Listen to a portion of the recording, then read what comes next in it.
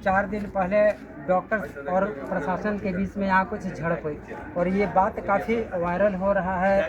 इसमें प्रशासनिक अधिकारी का भी अहम भूमिका है मारपीट के दौरान, और कुछ और भी वैसे लोग इसमें शामिल हैं। इसको लेकर के आप क्या कहना चाह रहे हैं? देखिए, प्रथम दृष्टया ये घटना ऐसा लग रहा है पूरी प्रशासन अब आम आवाम से धन उगाही की तरफ लगती है। ये उसी का एक नमूना है कि हमें पता चला कि इस परिवार से भी, डॉक्टर साहब के दुर्पति से, इस अस्पताल से उन्हें 20,000 रुपये पर महीना की रकम दरोगा। अब ये बता दें कि जहां आप सरकार चला रहे हैं, जहां की कानून व्यवस्था इन प्रशासन के लोगों को देखना है, और दरोगा, थानेदार, ये सब लोग कहीं कोई शराब बिकवाने में लगे हुए हैं, कहीं कोई अस्पताल से पैसा उगाने में लगा है, तो कैसे स्वास्थ्य व्यवस्था की आप कल्पना कर सकते, कैसे एक सुशासन की व्यवस्था की कल्पना। तो लोग तो कहते हैं कि यहाँ एक ट्रांसफर पोस्टिंग का खेल होता है और उसके बाद यहाँ के लोगों का पैसा उगाही का खेल होता है। तो ये जो 20,000 रुपये पर मंथ देना है, तो ये जब डॉक्टर साहब, डॉक्टर गौरव को जब ये लगा कि 20,000 रुपये से मांगा जा रहा है, इतना बड़ा रकम कैसे पर मंथ दे सकता है, इसमें वाद विवाद हुआ और वो वाद विवाद मारपीट के रूप में घटना हुआ। और उससे भी बड़ी बात हुई कि यहाँ रंगदारी ही के लिए मारपीट ही नहीं किया गया, रंगदारी नहीं देने के कारण उनके पूरे परिवार को घंटों थाना में पिटाई की गई, उनकी माता के साथ, उनके पिता के साथ मारपीट की गई,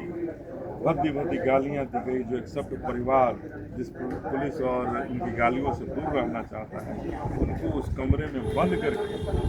मारा गया, गाली दिया गया। तो ये बताता है कि प्रशासन बिल्कुल फेल हो चुका है और नीतीश कुमार जी का जो शासन से, प्रशासन से जो उनका कानून का राज जो है वो खत्म हो गया। कहीं न कहीं रक्षक ही भक्षक, बिल्कुल ये रक्षक ही भक्षक बना हुआ है। तो कैसे आप कानून व्यवस्था की उम्मीद कर सकते हैं और कैसे इनसे न्याय की उम्मीद कर सकते हैं? हम आए हैं, इस परिवार के साथ खड़े हैं, हमारा अपना परिवार है, इस परिवार के साथ खड़े हैं और कानून और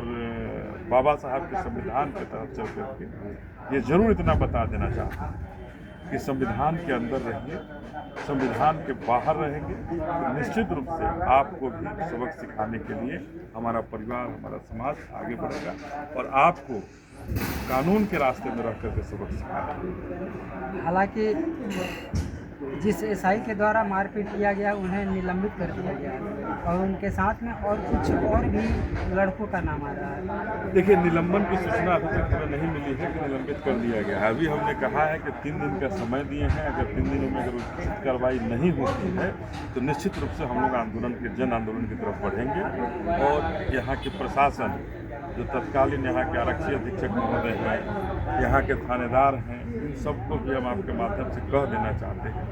कि इस घटना का संज्ञान लें और दोषियों पर सख्त से सख्त कार्रवाई करें। जो भी दोषी है उसे जेल के सलाखों में डालें। ये ट्रांसफ़र करके हमें सूचना मिली कि उसको मालदार जगह पोस्टिंग की गई, उसको मालदार जगह पर भेजा गया कि उगाही करेगा और कहीं न कहीं आरक्षी अधीक्षक महोदय को आखिर क्या उससे कि जब यहाँ से मारपीट हुआ, एक डॉक्टर के परिवार को मारा, डॉक्टर को बेरहमी से मारा, डॉक्टर हमारा भाई नंदा मेडिकल अस्पताल में भर्ती रहा और उसको तुरंत यहाँ से ट्रांसफ़र करके हम एक अच्छे जगह पर भेज दिए। ये भी नहीं किए कि विभागीय कार्रवाई करने के लिए उस पर जांच बैठाएं, जांच करें, निलंबित करें, कुछ नहीं। तो ये यहाँ का आरक्षक महोदय का चरित्र को उजागर करता है कि कहीं न कहीं उनकी भी इसमें संलिप्तता है, यहाँ के थानेदार की संलिप्तता है, जिसके कारण इस तरह की घटना, ये तो एक बड़े संभ्रांत परिवार के साथ हुआ, एक शिक्षित परिवार के साथ हुआ और ऐसा तो हमें लगता है कि रोज ऐसी घटनाएं थाने के अंदर साधारण लोगों के साथ होती है, हमारे साधारण परिवार के साथ होती है, जिनकी आवाज़ बाहर तक नहीं पहुँच पाती। तो ऐसे तो बिहार में जीना मुहाल हो जाएगा।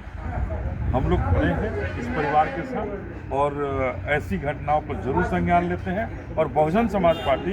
इन घटनाओं पर संज्ञान लेते हुए अभी हम बात करेंगे यहाँ के एडीजी और डीजीपी से भी बात करेंगे कि इस पर तत्काल कार्रवाई करें और यहाँ अगर एसपी महोदय भी गलत कर रहे हैं इन पर भी सख्त कार्रवाई हो और कार्रवाई करके हमारे शासन को इन भक्षकों से भय मुक्त बनाया जाए और ये जो रक्षक जो भक्षक बन रहे हैं यहाँ रक्षक की बहाली हो, रक्षक आवे और भक्षक को यहाँ से हटाने का काम। चलिए सर, जानकारी देने के लिए बहुत बहुत धन्यवाद। अगर आपने अभी तक हमारा चैनल सब्सक्राइब नहीं किया है तो सब्सक्राइब करें और घंटी का बटन बिल्कुल भी दबाना ना भूलें ताकि सभी लेटेस्ट खबरें पहुंच सकें आप पे सबसे पहले।